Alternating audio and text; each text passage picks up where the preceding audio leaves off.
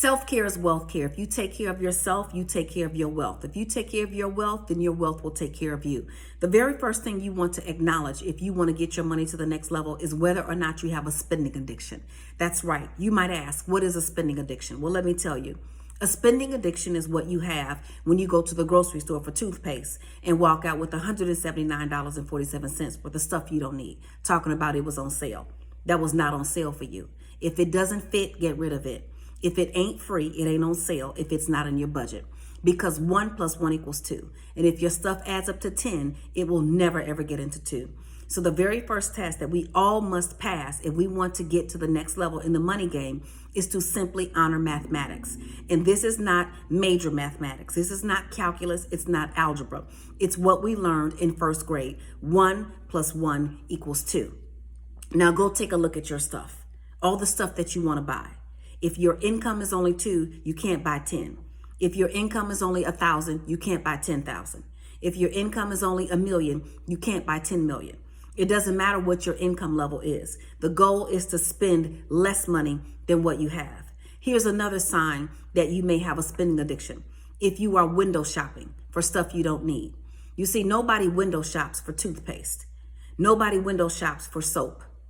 Nobody window shops for toilet tissue. You actually go and get those things when you need them, and hopefully they're there. And if they're not, then you go to another store and you go and find what you need. Chances are, if you are window shopping, you are shopping for something that you cannot afford and that you don't need. Let me repeat. Chances are, if you are window shopping, that you are shopping for something you can't afford and you don't need. So if you're at the mall and you've spent money getting to the mall, you spent money either getting on the bus, the train, or an Uber, or you drove your car and you used gas. So every time you move, you're spending money.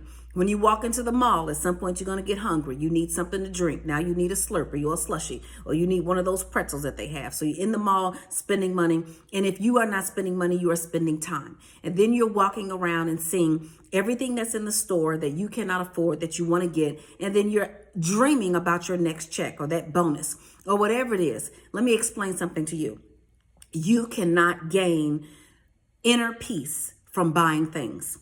You see, material illness is what you have when a material thing's presence gives you pleasure and its absence gives you pain. Let me repeat. Material illness is what you have when a material thing's presence gives you pleasure and its absence gives you pain. Now, let me give you an example of how this played out in my life. I remember when I had to file bankruptcy right after the Great Recession of 2008. And I had the car, really the car of my dreams at that time. It was a beautiful cream Lexus with gold trim and beautiful cream leather seats. And oh my God, I love this car. When I would drive up to certain places, people would say, oh, you have such a beautiful car. I love this car. But when it was time to file bankruptcy and I was repentant and I was like, I'm never going to go through this again, I decided to put the car in the bankruptcy, which meant I would not be able to drive it again. I had to drive my 2000 Toyota that had a broken door. So in order for me to drive, I had to get in on the passenger side and then crawl over to the driver's side to actually drive. And then my beat up old BMW that didn't have power or anything. I had to roll the windows down, and exert all this energy. That's what I chose to drive, because I did not have material illness. You see, I certainly got pleasure when I drove my beautiful Lexus. But when it was gone, I didn't feel any different. I didn't feel less than. I didn't feel like I missed anything. My value did not decrease. My gratitude did not decrease. My belief about my relevance to this world did not decrease. If you feel value from buying the latest designer belt, designer purse, new clothing, latest gadget, nice vehicle, if you feel like that brings you value in the eyes of yourself and others, then you potentially have material illness. And that material illness will lead to a spending addiction. Because every time you feel less than, then you will go and spend money so you can feel more than. Putting $5,000 rims on a $500 car, That's not about value. That's about wanting to look like you've achieved a certain status. Going to buy a purse that costs more than the amount of money you can keep in it on a regular basis, it has nothing to do with value. That's about trying to look like you are in a certain class that you may not be in. Now, is there anything wrong with the rims? Is there anything wrong with the purse? Is there anything wrong with the clothing? Absolutely not. But if you don't have enough money saved in your retirement, if you don't have enough money saved in your emergency fund, and what I'm saying about retirement and an emergency fund, I'm saying in your emergency fund, do you have at least, minimally, at least 6 months of living expenses saved in your emergency fund? In case of a pandemic, in case of a virus that puts us all in quarantine, in case of a company that shuts down and decides that they no longer need any employees, in case of a furlough on your job, in case anything happens, do you have at least 6 months of living expenses saved? If the answer is no, then I want you to say no to your spending addiction. You see, a spending addiction is what you have when you feel like you need to use money to please someone else. Oh, yes, I had that addiction. I used to use money to please my children. I used to use money to please my family members. You know, I would loan money to people even when I didn't have it so they wouldn't think I was broke, which I was.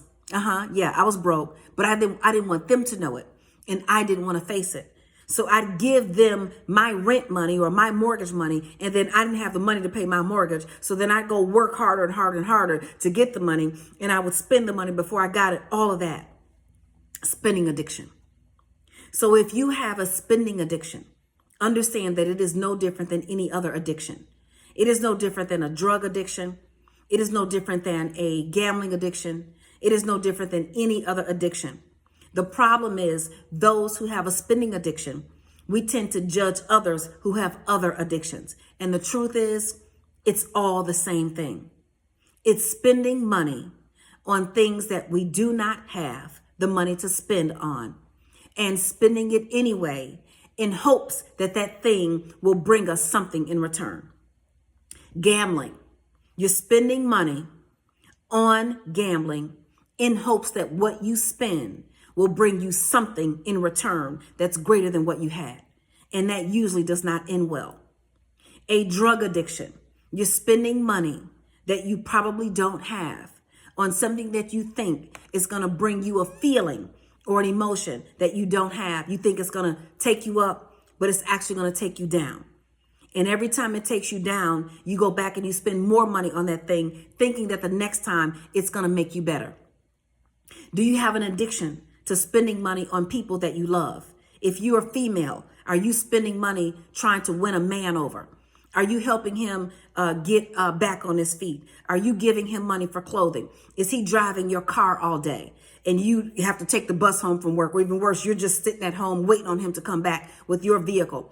Are you spending money on your children, even though they're not doing the best that they can in school, or even if they are doing the best that they can in school, but you think that by giving them money that you don't have, that you're showing that you love them? Let me tell you something. All of it is a lie. Because your value comes from you being able to help people and not enable them. You see, enabling people doesn't help anybody, and helping people helps everyone. When you enable someone by giving them money that you don't have for the things that they say they need, then what you are doing is prohibiting them from growing. Because every time somebody asks you for money doesn't mean they need money. Every time you go and buy a new pair of shoes or buy a new outfit or buy something else to please yourself, it's not because you really need that thing. What you need to do is fill up on the inside. Give yourself self-care. And self-care is wealth care. When you take care of your money, you take care of yourself. Now, how are you going to get over this spending addiction? Well, do what I did. Only use cash for your incidentals. Now, if you followed me in the 21 Days to Financial Freedom, you can find it on my website. Go to lynnrichardson.com or go to asklynn.org. And in the 21 Days to Financial Freedom, not only am I going to show you how to break generational curses, but I'm going to teach you how to get over a spending addiction. And quite frankly, with the 30% that you use for your incidentals, it needs to be in cash. In cash. Now, because we are in a different time and maybe cash is not accepted some places, you're going to take your incidental money and put it on a separate card, separate from your savings, separate from your bills, and separate from what you use for giving, and separate from your retirement account. This money that is cash only purposes is all you get to spend on groceries, gas, hair, nails, pedicures, manicures, the new iPhone, the new video game, whatever it is. All of it has to come out of your incidental or your cash money. I remember going to the grocery store and all I had was $100 cash. By the time I got to the counter to check out, I had $200 worth of stuff. What would I have done if I had a debit card, a credit card, or a check where my bill money was? Guess what? I would have done what most people do. I would have started swiping. I would have started writing, because I would not have had the discipline to stop spending more than I had, or I would have had shame. I wouldn't have wanted to look like I didn't have the money, because you know what happens then. You have to start putting stuff back, and the people in line behind you start getting irritated, and then you start getting irritated with them, and then there's just a terrible cycle. So what you do is just spend the money you don't have, and guess who loses? You. So you want to take the first 10% you tithe, the next 10% of every dollar you get you save. That 30% is cash for your incidentals, or it's on a reloadable debit card that you cannot overdraw. That 30%, and the remaining 50% stays in your checking account for your bills. I want you to get over your spending addiction. When you go to the store for one thing and you walk out with 10 things. When you start window shopping for things that you don't need.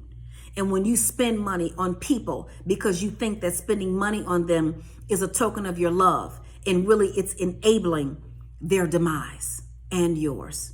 So I want you to elevate. I want you to grow. I want you to be powerful. I want you to be able to use money as a tool to grow, to build, to truly have wealth care. And it all starts with self-care. So I want you to subscribe, share this video, and then head on over to LynnRichardson.com and get help.